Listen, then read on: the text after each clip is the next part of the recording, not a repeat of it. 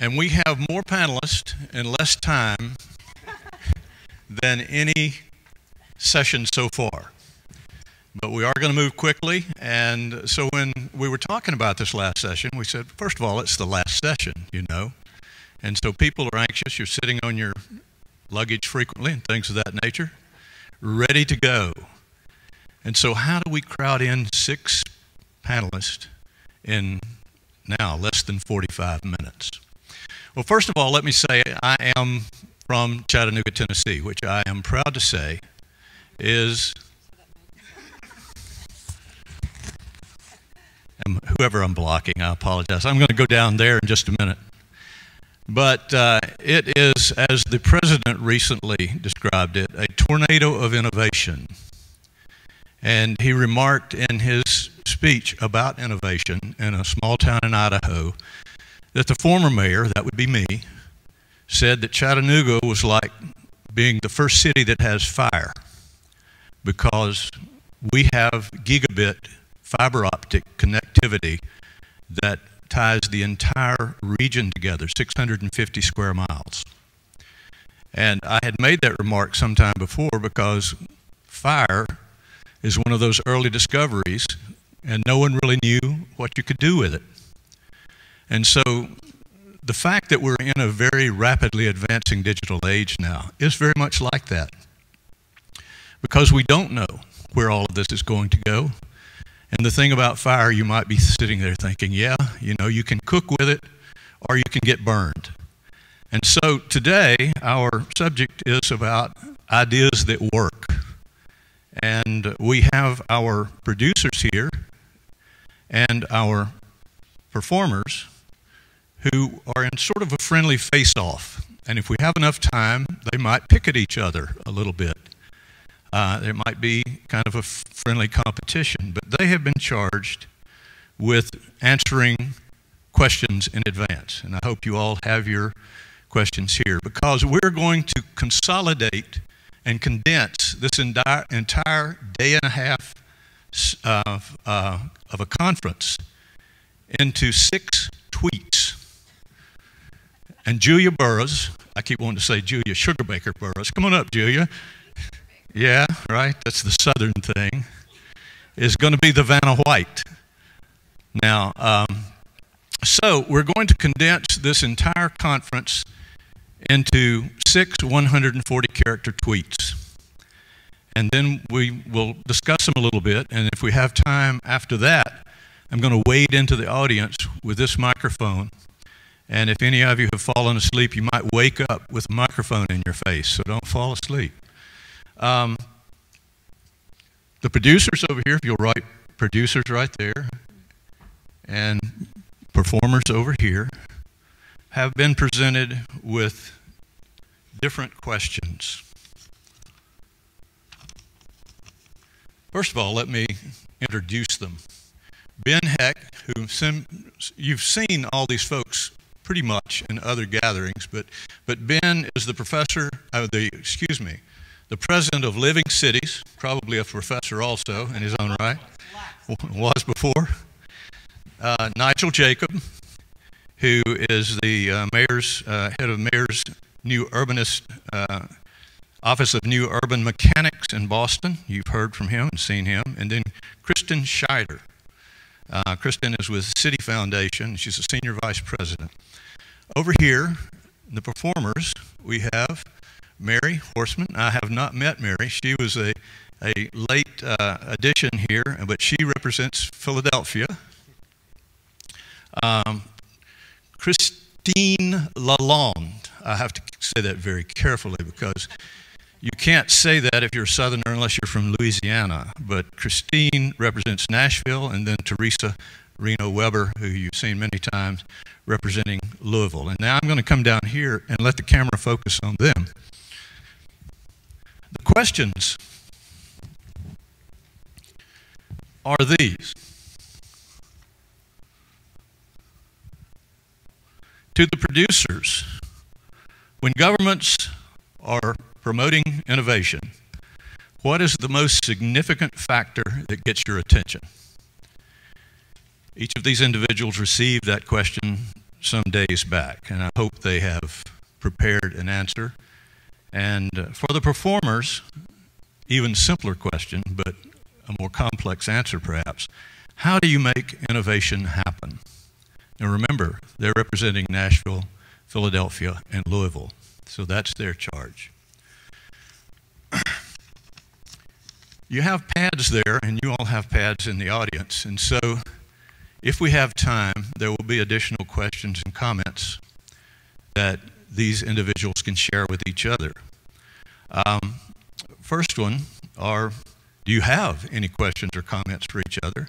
Secondly, would you care to comment on what hasn't worked? I'm saying that now because they might want to give that a little thought and write something down on one of those pads if it comes up. Third, what encourages you about the age that we're in right now? And then after that, again, if there is time, and I have a clock counting down in my pocket that is to go off at 3:45, so be assured we're not going to drag on here. I'll wade into the audience, and so you will have an opportunity to ask your questions or make your comments. So let me start with Ben Hecht, because I told him I was going to start with him, and we already have his answer.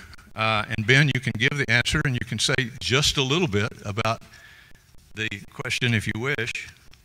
All right. Question, do you want the actual 140 characters? Say say what the 140 characters are, and then you can say a little bit about it if you wish. So my 140 characters are Living Cities, which is my organization, looks for, you have to start with that, that is my paycheck. Living Cities looks for governments that take meaningful steps to disrupt the status quo and build a new type of practice for dramatically better results. I hope you all got that and tweeted it out, just as he was saying it. But we are, just in case, we're going to write it down up here. And the others, if you would be writing your tweets down so that we won't really overwork Ms. Burroughs up there. Skipping over to this side, I have to ask Theresa first because she's been such a face here. Theresa, in Louisville, how do you make innovation happen? How do we make innovation happen? Well, it's funny because I was listening to one of the panel breakouts just before this, and Rick Cole from LA said that you cannot order people to innovate, right? It doesn't work when you say, I am now empowering you to go and be innovative. And so we have to recognize that you do have to create the culture around innovation that allows people to surface ideas, but you can't direct them to do it and expect that now you're going to start getting all of the breakthrough ideas that you hope to have that are going to really move the needle for the city. But you can foster that culture and environment. I spoke a little bit about that before. But if I was to give a tweet, 140 characters. 140 characters, I actually am going to take from the Results Washington group, and I think people should be tweeting out, stay calm and fix what frustrates you. Good summary. Good. And if you would write that down and hand it to, she might be able to do that. Okay, and let's skip back over to the producers, and I will call on Kristen Scheyder because I know she is also prepared. Kristen, I'll restate the question. When governments are trying to promote innovation, what's the most significant factor that gets your attention? Well, so I come at this from a philanthropy and banking perspective, and we really try and, as an institution, help cities work better for their residents. So what we're really attracted to are cities that are pursuing systems change initiatives to tackle the root causes of problems and not just address the symptoms around the edges. Is that 140 characters? Have you counted them? I didn't count the characters. I think this one's a little long, too. Uh-oh. If these don't tweet. Anybody trying yet? Can't. All right, we'll skip back to the other side while we're counting characters here to some of our other characters. And on this side, I'm going to save you for last, Mary, because you came in last.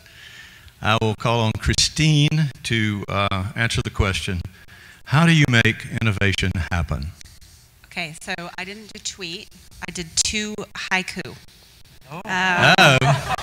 Started out as a tweet, and then Nigel, I cheated and let Nigel see it, and we said, that kind of looks like a haiku. So I actually did it. So there's two haiku. Space for the light bulb, innovation architecture, people before tech. It's the first haiku. Oh, thank you. That's probably my partner. That's probably my co-chief innovation officer. He feels sorry for me. Second haiku is sit at the table, surface, invite, capture, do. Warriors persist. Deep. I know. Deep. I know. All right.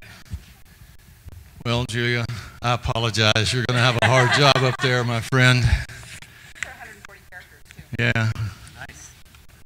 I hope you can pull those off and string them down below there. We're going to run out of room, but okay. We're back to the producers.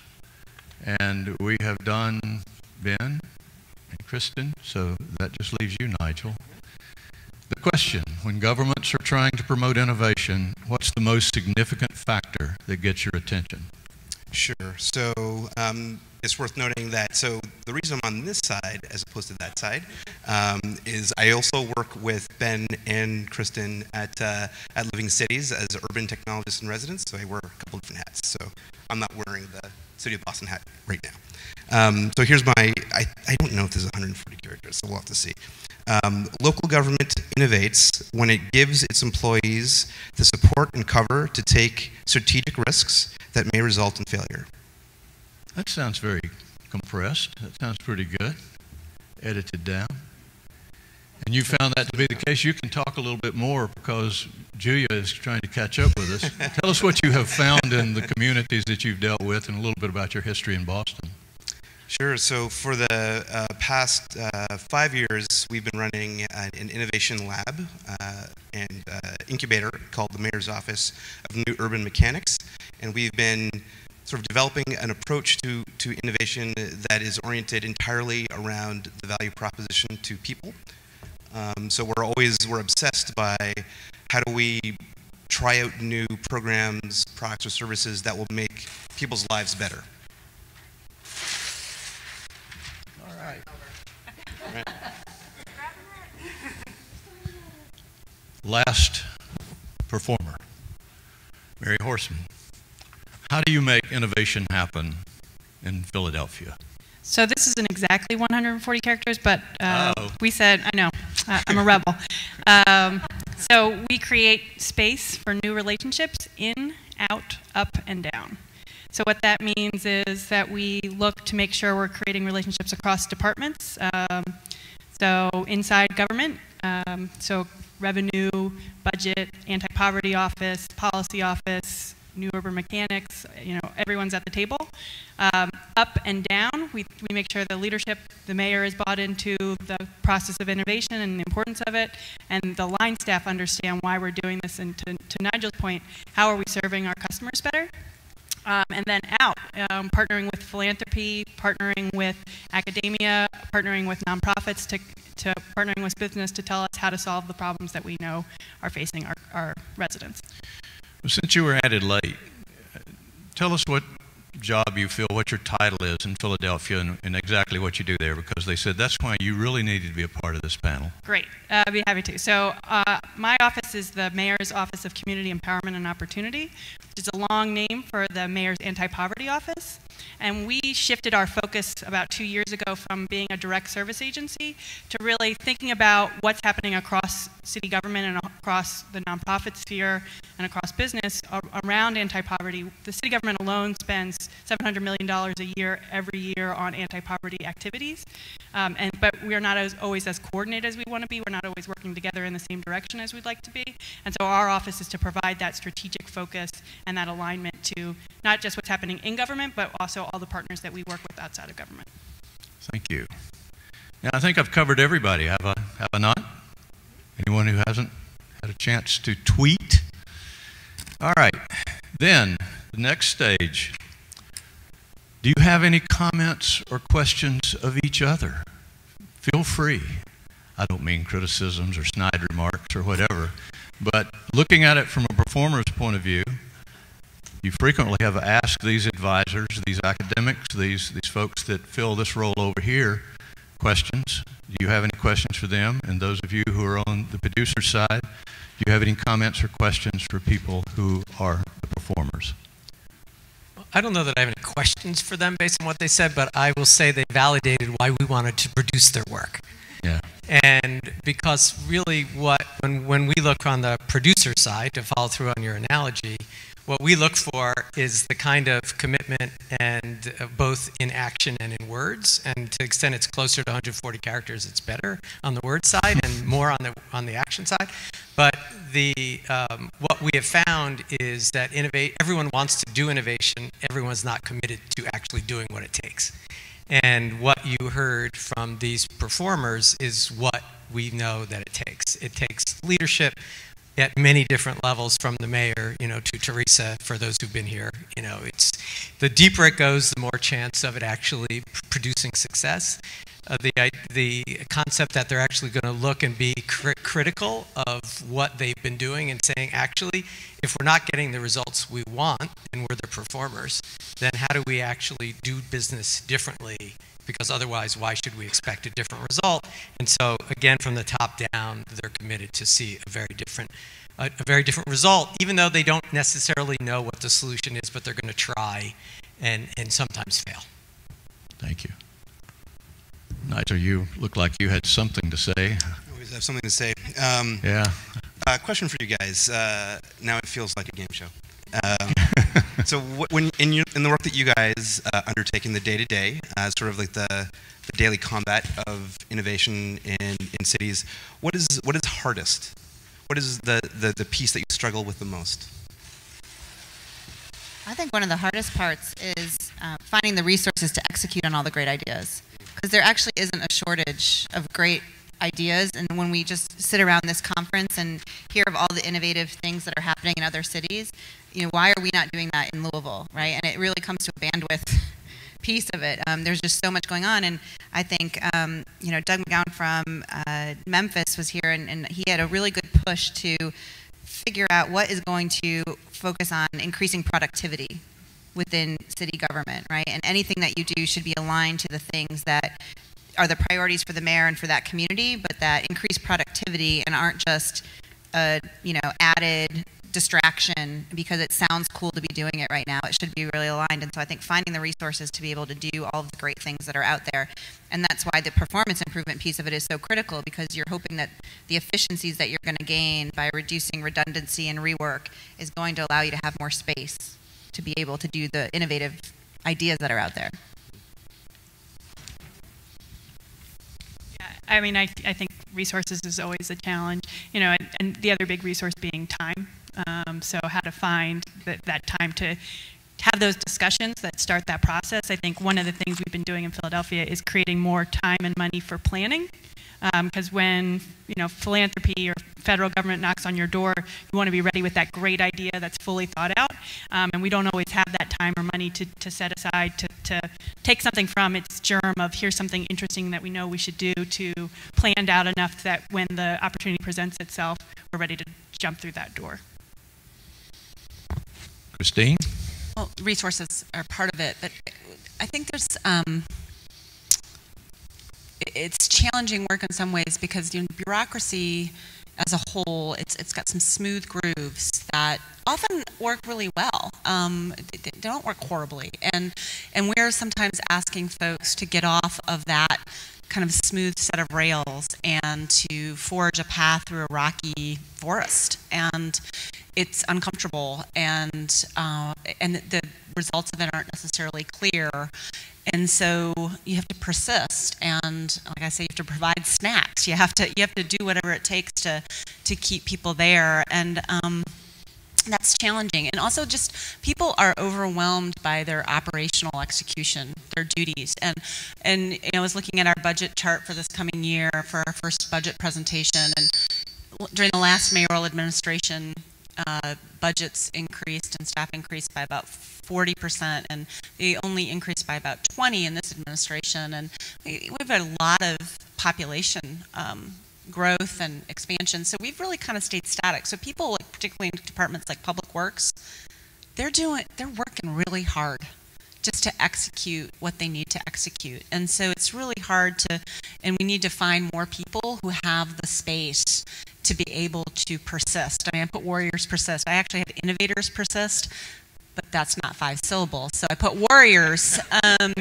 And so, but it is kind of like being a warrior where you have to day in and day out kind of nudge it along because people are really busy, you know, literally and metaphorically picking up the trash. And so we need more folks who have the ability to do that. And that's a hard ask in the lean operations that we have. So I'd say that's the biggest challenge every day. Christine? So I'm going to actually just sort of step back and tell you like why we're here as a panel. You know, City Foundation and Living Cities are partnering together with Governing Magazine on creating something called the City Accelerator, and Philadelphia, Nashville, and Louisville are the first 3 cities in the cohort, and we're doing an 18-month journey with them on further embedding innovation in city government. And Nigel is our urban technologist, sort of nurturing them along. And from a funder's perspective, one of the things that we really want to do is partner with groups that are willing to share warts and all, right? You know, it's a dirty process. You make mistakes. You need to be open to them because I think that the people, other places that we can't work with, they're going to learn more from willingness to talk with groups that are willing to share their good stories as well as their bad stories and the struggles that they have to overcome to find that innovation, that success.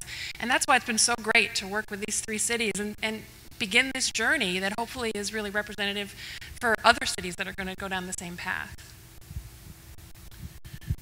Well, you said a key phrase there, the struggles, and I hate to bring up negative things, and I certainly hate when I'm sitting on a panel, as you are, for someone to ask a question like this, but do any of you wish to comment on what hasn't actually worked so well, blind alleys that we might have gone down and found that really wasn't leading where we wanted to go? All right, brave person. I think we can, I think one thing we know that hasn't worked, you know, we learn a lot by doing things through brute force in some ways. That's, you know, sometimes that's the way innovation gets done the first time go around. But I think we've learned that we need to bring a lot of people along with us through that journey so that the next go around, you know, when you want to make that a replicable process, people believe it's worthwhile, they understand. We figure out ways to simplify the process, but, you know, if you don't bring people along for that first conversation, then it's like you have to explain to them why this even needed to exist in the first place. To Christine's point, you know, things are working. So if you know they're not working as well as you want them to be, you really need to make sure people are there kind of on the ground floor, feeling like this is part of their journey and their work as well. I think for us, one of the things that, you know, we stumbled on when we first started this journey was going to departments and saying, okay, what are the metrics that, you know, you need to track to say whether or not you're doing your job successfully, right? And that was just not the right approach. That was not the right question to be asking. I mean, and departments tried, right? And they worked with us to try and figure out, okay, well, here's data that I have, here's metrics that I could track, here's what I think would be important. And then we started, I think, to Mary's point, to change the dialogue and the way that we were having conversations with the departments and tried to move from the perspective of what keeps you up at night, right? Like, what is bothering you? You know, how can we help? And that was a different conversation and obviously more productive because it was the, you know, oh, now we're going to talk about the things that I'm struggling with, and I'm much more willing to have that conversation with you. And we can get to the metrics and the data that we're going to need to help us find the root causes and address the concerns and get to the solutions. But it comes from a place of we're here to figure out how do we make things better. And if we can make them better for you, then it's going to translate that it's better for the citizens. Okay. Anyone on the producer side? Yeah, I mean, I wouldn't say we learned this with these guys because in many ways what we learned, we designed this so we would, based on what we had learned prior to that. And number one of them is that we set it up as a competition. We selected these folks not just for their best ideas, but because we wanted to be convinced that it was a priority to their mayor and to their senior leadership, because one of the things we learned was if they're following the money, you don't get success. If they're following their own priorities and your money helps, you have a greater chance for success. And so the way we structured this, as we do the City Accelerator, is actually try to really understand which places are ready to be able to do this. And it's not for the novice. It's actually for the folks that have been figuring out on their own what works and doesn't work, and they're kind of taking it to the next level, and that working as a cohort of 3 places, they'll be able to help each other to be able to succeed. Excellent. Nigel? Sure.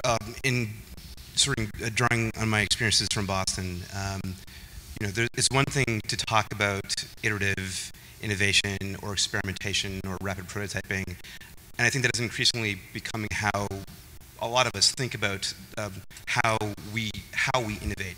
The challenge is often the hardest part. In some ways, that has become the easy bit, right? How do you try something creative and lightweight? What's really hard is figuring out how do you scale it up? How do you take it out of the lab or the more limited context and then make that a more enterprise-wide offering, service, program, whatever? And obviously, because you have to, it introduces a whole new sort of considerations. How do you fund it? How do you staff it? How do you make sure that the department that is inevitably going to run it is suitably bought in? That is the most painful part of the job, I think, has been for us. Okay. Any other comments? All right. This one is easier, I think. What encourages you? Either side, what encourages you? All right. I'll start. So I think one of the things that's really exciting about working in government at this time is that we're at an age, you know, where we're all checking our phones every 5 minutes, and that can be a real bad thing.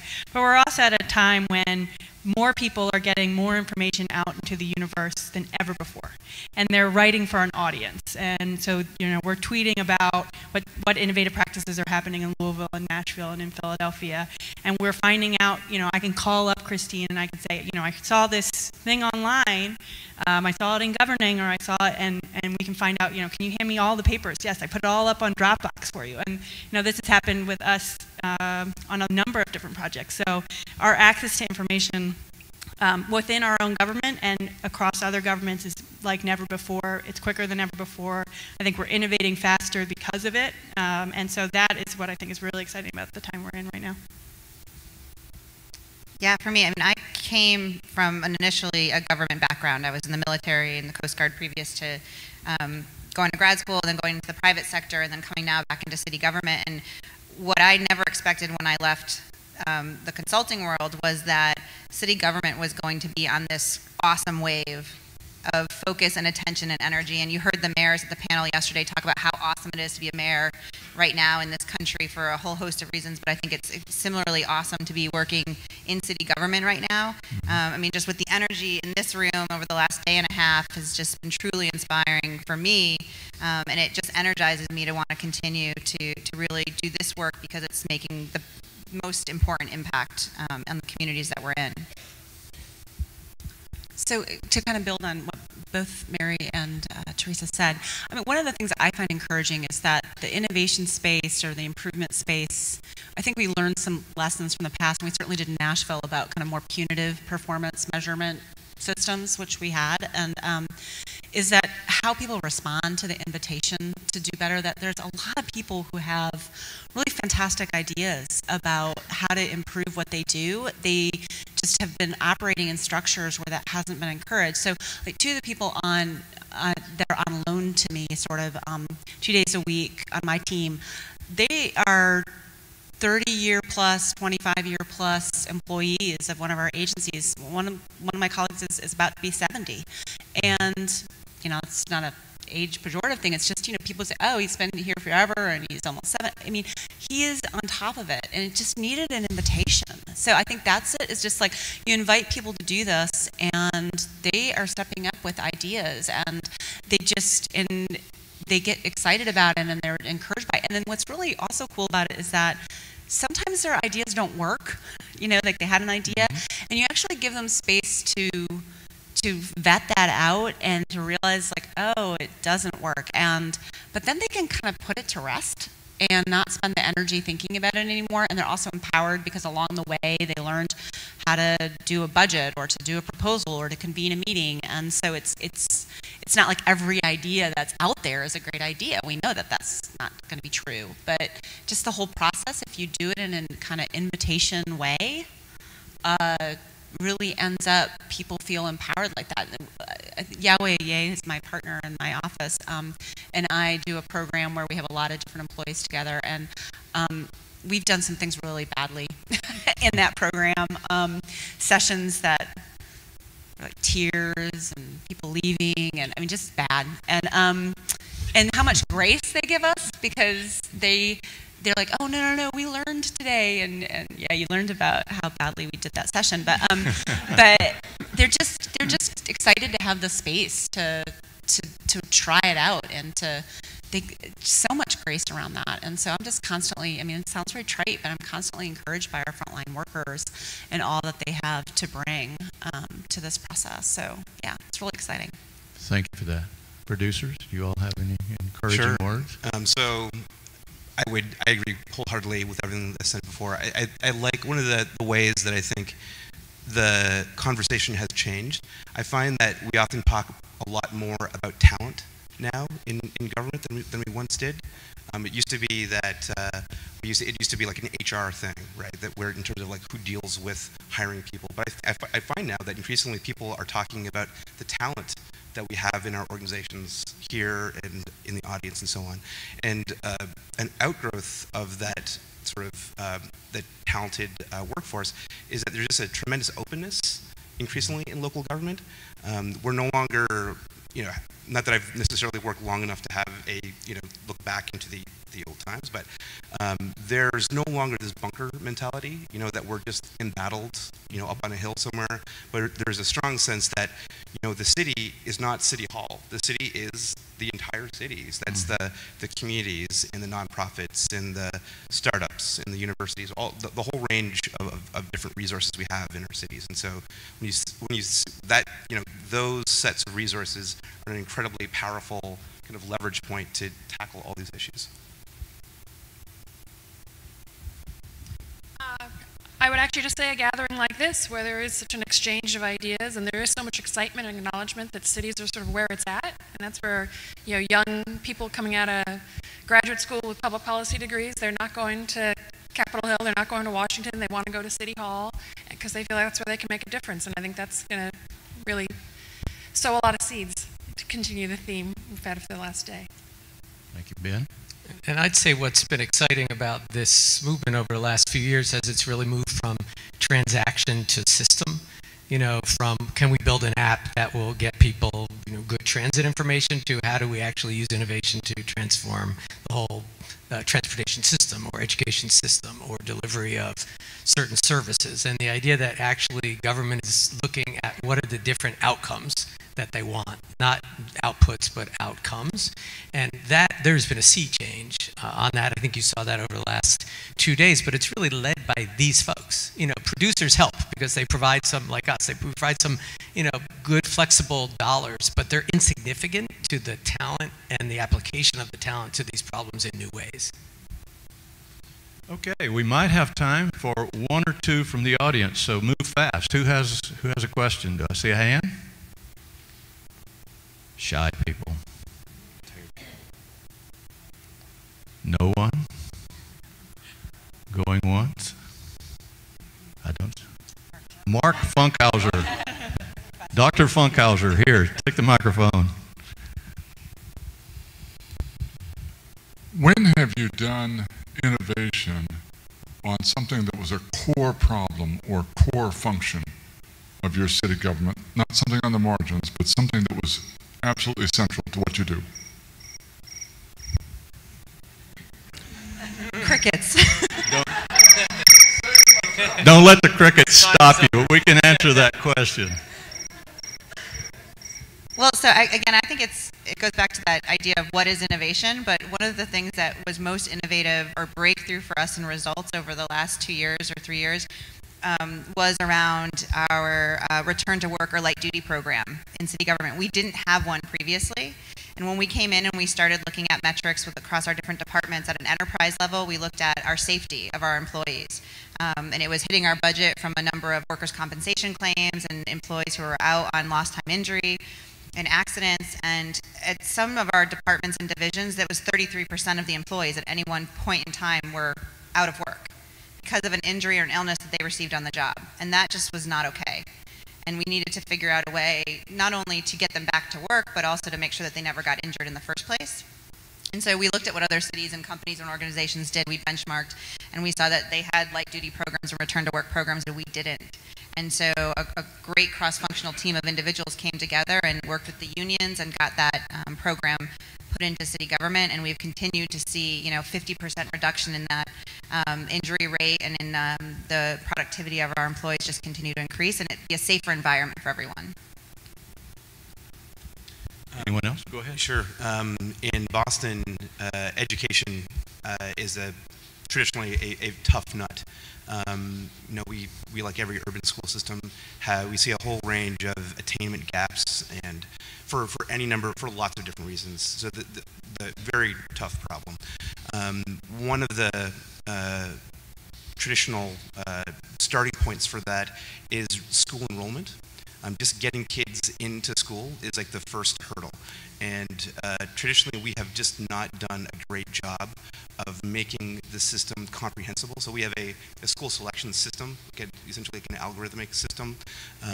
It's kind of historical in its origin, but because it's complicated, often when parents are first faced with how to think about what their school options are for their kids, it looks complicated. And further, the documents that you have to go through to understand that are ugly. And the translations are bad, also for non-English speakers. And so that keeps people out. So it means then that if you keep putting off registering your kid, that you could then result in not having as many options as you would have otherwise. And so it's a serious problem. And so we decided to tackle that one. How do we make the registration process easier for parents by focusing on making both the online and the offline experience a better experience? I think it'll always be not good because that your options aren't always going to be good. But the thought was if we could lower the barrier, we could change the dynamic between parent, student, and school system. So I'll take it too. So one of the kind of cultural changes that we've been making is really around these issues around silos and people seeing the problems kind of only within their particular departments. And this is particularly problematic when you're talking about folks who are facing poverty or are vulnerable in other ways. And before I was even in the mayor's office, I'd always talk about that people don't experience poverty through a bunch of silos called departments. They just experience all these things as people. And so we've really changed both in terms of some of our programs, but also culturally, like how we think about particularly those who are homeless, medically vulnerable, really often mentally ill, in and out of jail, in and out of our metro hospital or our private hospitals. It's a population that is too big, but it's also finite, right? So it's the folks that we often are rearresting. Like if you look at, we have a program that was started by one of our police commanders that flags the highest the highest number of arrests from the year before. And you look at the list and their last known address of the top 10, 7 out of 10, you know right away, they're at the homeless shelter, right? So they are homeless, and we have a program that we're working on that's looking at our medically vulnerable homeless that we often discharge into situations that make their health problems worse. And as we always say, we're paying a lot of money for really bad outcomes. And so looking at that population and having those folks together talking about that in ways that we do with consent and confidentiality, all those things, but like looking at the problem as, okay, we have frequent flyers who are arrested a lot, frequent flyers in our hospital, and then we have a program that we're really proud of that is called SOAR. Some of you probably have it in your cities. It's SSI, SSDI, Outreach, Access, and Recovery, which often exists in nonprofit agencies, and it's a way for folks who have significant persistent mental illness and diagnoses to get them onto their entitlements. So they often, are due SSI, SSDI, Section 8 housing, Medicaid, but of course if you're mentally ill and homeless, you are not going to fill out that paperwork. And so we've had that program in a nonprofit for a while, but we often lose folks when they walk out the door of our jail. So now we have embedded people in the jail who start that very intensive case management system in the jail to capture those folks. And it's just, again, looking at this and saying, it's almost like, oh, you see Nigel too? I see Nigel. I see Nigel in my emergency room. I see Nigel when I pick him up, because he's urinating in public. I've got Nigel staying at my mission. I mean, sorry, Nigel, but you're right in front of me. Very mobile. And especially if the name is Nigel, then we all know we got the same person. And so it's just, that's that mindset of like being around a table and talking about that stuff and then creating programs that result from that table, rather than us coming in and saying, we have these great ideas that we're going to bring to you. It's like, oh, let's and then we start surfacing those. So that's been a really big shift, I think, that we've had in Nashville. Okay. Well, watch your Twitter feeds, because we will be putting this out, consolidating and compressing this entire conference into 840 characters. And those of you who wrote other tweets that and I know some of you said, well, this is one for this, leave us all of them. We'll incorporate them in some report that we'll prepare from this whole thing. Again, to the audience, thank you all for staying here throughout and sticking it out to the end. I applaud you myself. I can't because I'm holding a microphone, but thank you for being here. But please applaud the panel and all that they have contributed. Thank you.